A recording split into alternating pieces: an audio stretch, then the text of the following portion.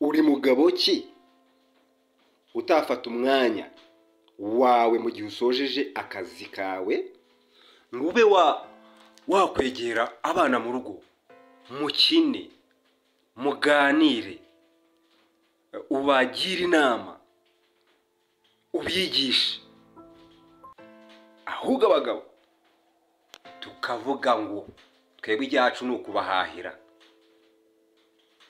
Ese ugira ngo guhaha kwawe ni byiza kabisa, ariko se ni ryari wowe wumva kuko niba usojeje akazi kawe ukaba wabashije guhahira urugo, ubundi uhita uhitira mu kabari ukaza isake zibika z'igitondo? Abagabo bamwe na bamwe ntibakinataha, baza kuza kumva impamvu batagitaha.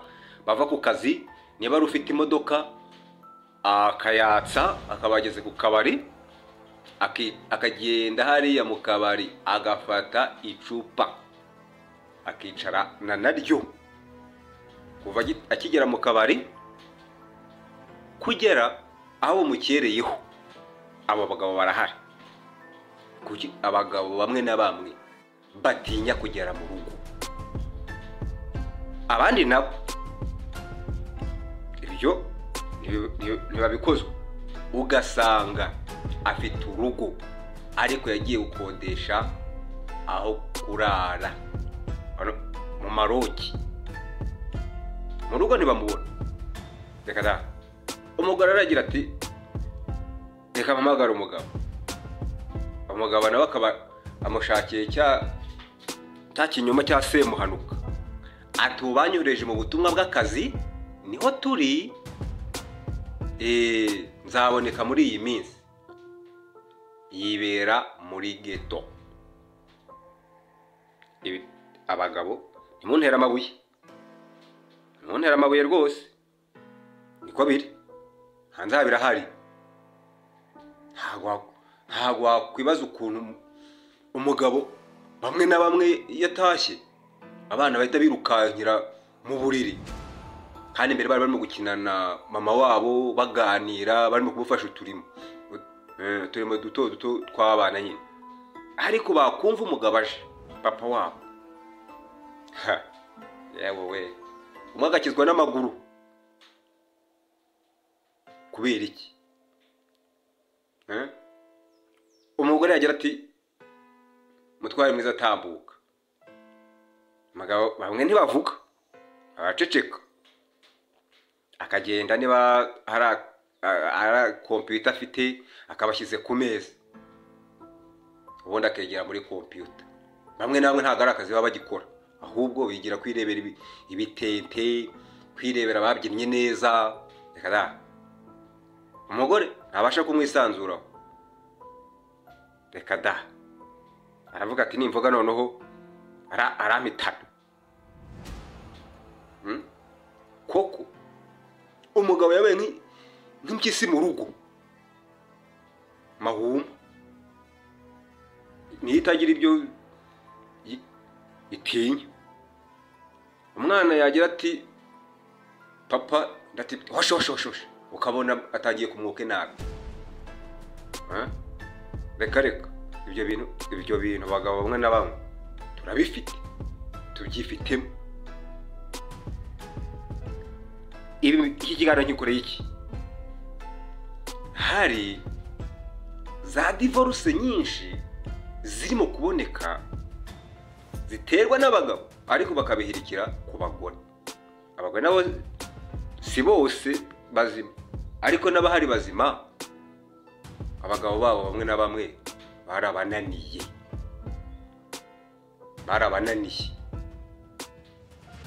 Ugasanga bamwe mu mazu yabo bafitemo ibitanda bigiye bitandukanye, ntibakirarana. Umwe yafashe icyumba cyiwe, undi afata icyumba cyiwe. Imfunguzo umwe agenda n'urwe, undi akagenda n'urwe. Kubera iki? Ibi bintu abagabo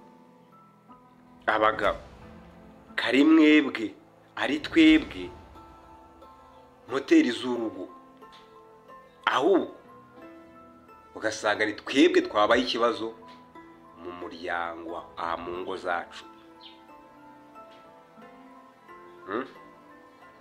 Umwana ntashobora kurebana na papa we mu maso, papa we yabaye nk'igisimba. Umwana aravuga ati ndamutse ndebanye na papa mu maso manza yahita nkubita urushyi. Umwana agakura muri ibyo ngibyo byo kuzavuga ngo papa, sinavuga papa, sinareba papa. Kubera iki? Kuki wafashe gahunda yo kubyara uwo mwana? Uwo mwana uzi kuko azakura ataganirizwa. Niho uzasanga abana bamwe na bamwe rero nabo baratangiye gufata imico nk'iyabasi. Umwana agakurira muri iyo kondisiyo y'uko se ameze gutyo, kondisiyo yo kuvuga ngo njyewe ngo papa ngo mbona ameze gutya na gutya, nawe azabikurana, azaba uwo wundi. Abagabo dufite ikihe kibazo? Kandi ku bagabo n'abagore ndabageraho. Niba umugabo ashobora kwifatira gahunda yo kuvuga ngo nzajya ngera mu rugo abana n'umugore baryamye, kubera iki? Wumva kuko utafata umwanya wawe ngo wicare mu rugo, umugore yicare hariya, umugabo yicare ahangaha, abana bicare hariya, mutere urwenya, muganire, munabagireho inama. Buryo ababyeyi iyo bicaye n'abana babo hari utuntu baba baganiraho, umubyeyi ashobora kugira umwana ho inama y'ukuntu ashobora kwitwara.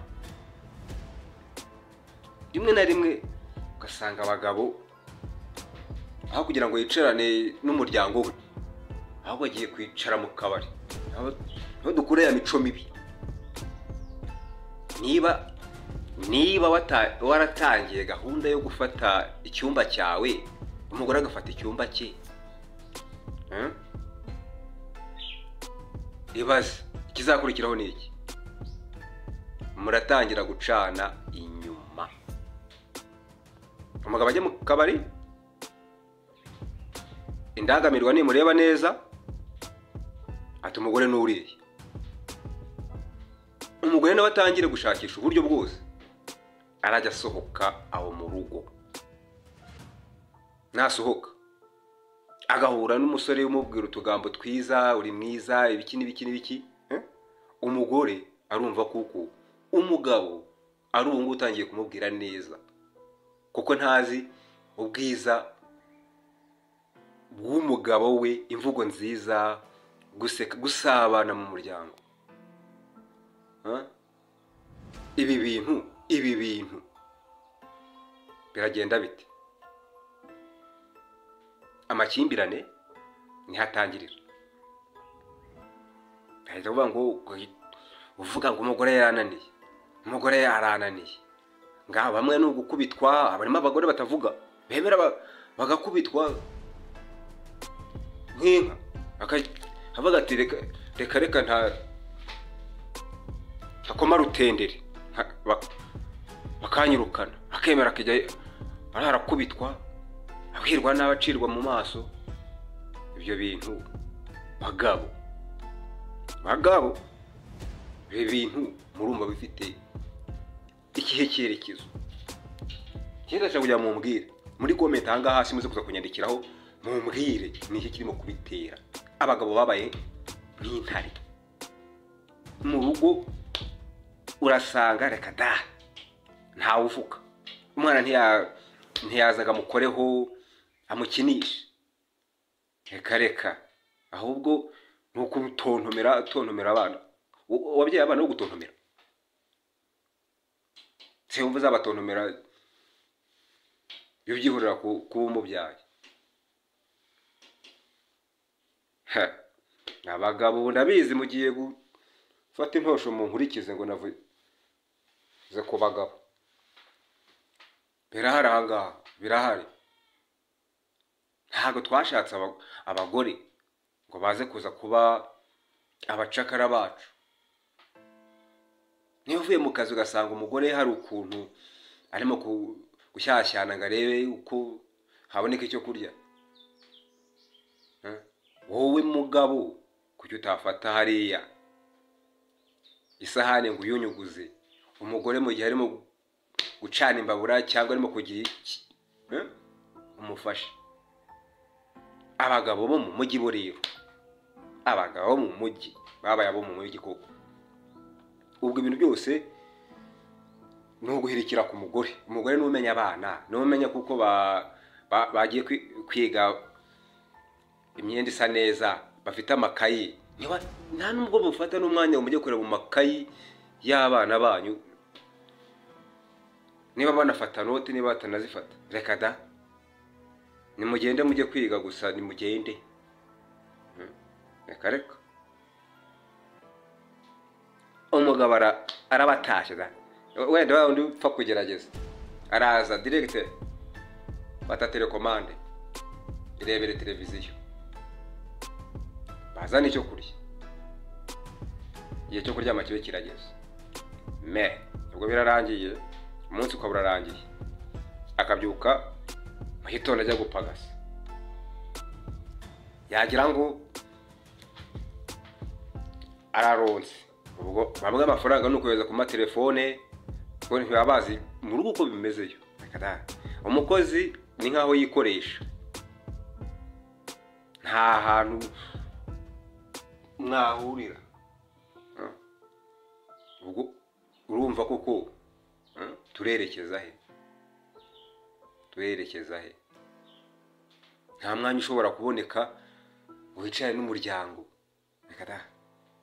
Ahubwo ni ugufata gahunda gusa byo kwibera mu tubari, mu biki byose, nuko ukaza ugwirana ugira ibiki wasinze sinakubwira ngo uri umugabo mu rugo uraza bakingure uryame. Ariko wapi ndabona rwose atari ko twakwiye kuba tubikora. Ubu koko mu cyumweru burimo n'umunsi n'umwe wowe n'umuryango muganira. Yego akazi nabwo hari igihe nyine kaba kameze ukuntu, ariko se koko ni ryari umugabo azafata umwanya aganirize abana n'umudamu bibe nishimye? Sinzi kabisa, sinzi. Ubwo igihari gusa umugabo no kwifatira gahunda yitekerereje, nta kujya inama n'umugore twakora ibi. Reka da, ngiye nafasha amafaranga no kubahahira ubundi birahagije. Amafaranga ntago ari cyo gisobanuro cy'uko uri umugabo mu rugo. Yego amafaranga nibyo, umugabo wese agomba gushaka amafaranga atunga urugo, ariko urugo rukeneye n'amagambo meza y'umupapa wahaye amafaranga. Amafaranga yerekezwa n'utugambo twiza mu rugo, baganire barebe n'ukuntu imishinga ishobora no kuzamuka. Ariko ukavuga uti ngewe natangiye business yanjye, ubwo ninjye ugomba kubikontorora, ninjye ugomba kugira. Umugore ntavuga. Reka da, harimo n'abakingiranwa mu rugo abagore, harimo bakingiranwa, bamwe bakaba barashyizeho za kamera ngo bajye bareba niba basohotse. Ayi wowe, sinzi gusa ngewe ku giti cyanjye, abagabo ntimuntera intosho cyangwa uca imihate nkurikize. Ntabwo mbona ukuntu umugabo yakwigira impyisi mahumi ntare mu rugo ngo ni umugabo. Umugabo bisobanuye amafuta angana gutyo. Ubwo rero iyo umugore arambiwe akabona bimeze gutyo, akubwira ati reka mbe nigiriye mu rugo. Ese koko mugabo, umugore nagusigira urwo rugo n'abo bana, urabona uzabyitwara mute? Aho kagiye uvuga ngo umugore yananiye, yakunaniye ate? Ntabwo kari wamunaniye. Burya abagore benshi yego nubwo atari 100% bose, abagore benshi baroroha ni ukugira ngo bicishe bugufi. Harimo n'abavuga ati nyamune cyangwa ngo buke. Harimo n'abagore batifuza ko abagabo babo bagera mu rugo. Kubera iki? Kavuga ati noneho naza biragira ukaza gusa sinakubwira utubari nitwo twadufashemo wagira ngo ni mu ntuza ni mu ngo aho dutaha. Yega akabari si kabi cyane kukageramo, wenda wajyamo rimwe na rimwe ukafasha ukaganira n'abantu ugafata ku gacupa, ariko gafate no mu rugero. Wigenda ibintu byose birangwa uhirikire ku mugore, ntugenda usanga igisuperi giteretse aho ngaho, nuko ufata ibyo kurya urye ubyuko wirukanka ngo ugiye mu kazi, abana ntibakuzi. Nturamenya umwana w'inkweto zagize. Harimo n'umuryango, harimo abantu bamwe na bamwe icyo bashaka bacyandika bagasiga hariya ku meza, aho kugira ngo akwibwira akumva ko nabikubwira hari ikintu uramusubiza kitamushimishije, ahubwo agafata urupapuro akandika akabisiga ku meza, wowe ukaza ukabibona, ubwo nawe ugahita ufata amafaranga ugasiga kuri rwa rupapuro.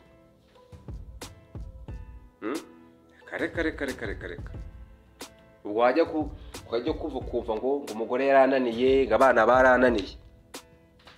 Umugore yabonye bikabije gutyo ahita afata umwanzuro agatangira ati wenda gutya na gutya reka nigire mu rugo. Yabona mu rugo byanze naho akavuga ati divorce cyangwa nkatandukana n'uriya mugabo. Ese ugira ngo buriya iyo usenye urugo rwa mbere, urwa kabiri rwo ruzaguhira? Niba utarakinnye n'aba mbere ugiye gukina n'aba kabiri? Niba utarabwiye neza umugore wa mbere ugiye kubwiye neza umugore wa kabiri? Agabo muca imihate ngo munjugunyire mu bitugu. Muramenye nanjye ndimo ndamenye ibi bintu. Fata umwanya ukine n'abana, mwicare muganire, bakwiyumvemo nawe biyumvemo, bakurane urukundo rwa kibyeyi. Haba bazakura nabo bameze nkawe wigize intuza intakoreka aho ngaho. Reka da, ntabwo umwana yakurira mu maso ngo muganire ntiyakino hariya urebe, ntuzi imico y'umwana wawe. Ntiyakwicara mubaze ngo ku ishuri imeze bite, mwize ibiki. Reka da, nta mwanya wabona. Umwanya wawe ni akabari. Abagabo benshi dufite umwanya munini mu kabari kuruta tugira mu rugo. Nyamara turimo turangiza abana bacu, turimo turabangiza. Bose nakura ameze nayo nko kumeze, bizagenda bite? Aho uzasanga umwana usanga yatangiye kwishora mu biyobyabwenge, yagiye mu biki, kuko papa we ntazi ibyo umwana we abamo. Kada yabibwirwa n'ikizi batarebanye, atamuvugishije. Nyamara dufate umwanya twicaye tuganire n'umuryango wacu, duseke, dukine, twige, twigishanye. Reka kuza ukangata ngo uri umugabo ngo urahaha. Nibyo nizo nshingano z'umugabo, ariko n'umwanya umuryango ukubone, ukwiyumvemo, mwiyumvanemo mwese, ahubwo ari umwana azakurana ikinyabupfura. Ubu se nutangira kwitwara gutyo, umwana akabibona ko ukuntu witwara kugira ngo wese kazitwara. Ubwo se si wowe umworetse? Reka ibintu byo koreka abana bacu. Reka ni umwana niyumva mama we ahora takavuza induru mu Rwanda ngiyo imihini ngibyo ibiki, umugore arirukanka arara mu bisambu, arajya mu baturanyi, nawe niko azabikora. Niba uri umuhungu warabyaye umwana w'umuhungu, azumva kuko umugabo nyamugabo ari umeze nka papa we. ubwo nawe sinzi ubu rero ukabura bumuhaye. Nyamara kabisa tugombe duhinduke kabisa, duhinduke. Nshuti yanjye rero, ntumve ko hari ukuntu mvuzemo ukundi kuntu, kuko mbivuze hari ukuntu byaba bimezemo unigiwe. Hari amaje kubona nanjye ndimo, nawe urimo, twese turimo. Reka ntabwo ibyo bintu rwose ari uburere bwiza. Bo abo twaganiraga hari n'ikindi kiganiro ndimo kubategurira, nacyo muzacyumve mushyireho rwose agahate. Icyo nakwisabira, duhinduke. Rero niba wumva iki kiganiro ahantu kigukoze, ndebera hasi ahantu handitse subscribe cyangwa sabone, ugende urebe hari ahantu hari akazogera ugakandeho, unagisharinge n'abandi bose. Subscribe yawe ni ingenzi kuzatuma ukurikirana n'ibindi biganiro byacu, kandi nayo nkunga twe tukwisabiye ya subscribe. Rwose ni wowe ukibonye wisiga uwo mwanya haruguru aho udakanze kuri subscribe. Ihangano kandeho, udukandire kuri iyo nzogera, udukandire naho hari akambi kanditseho share, ugisharinga abandi, unagishyire mu magurupe aho ubarizwamo kabisa. Ubwo rero ikiganiro cyanjye nahanga kiba gihagarariye, ariko nakagaruka bagabo rwose mwihangane, twihangane, twisubireho, ntacyo byadutwara tukoze ikiganiro n'umuryango, biranezeza abana bakishima. Cyo rwose nkwisabiye, reba handitse subscribe nkandireho, biragenda neza. Nibagire kino kiganiro ni Eric. Iyi ni sheni yanyu, sheni yacu, sheni ya buri wese. Gitera inkunga ukanda aho handitse subscribe. Ubundi dukomezanye no mu bindi biganiro, murebe koko rwose bitazagenda neza. Bizagenda neza. Ciao.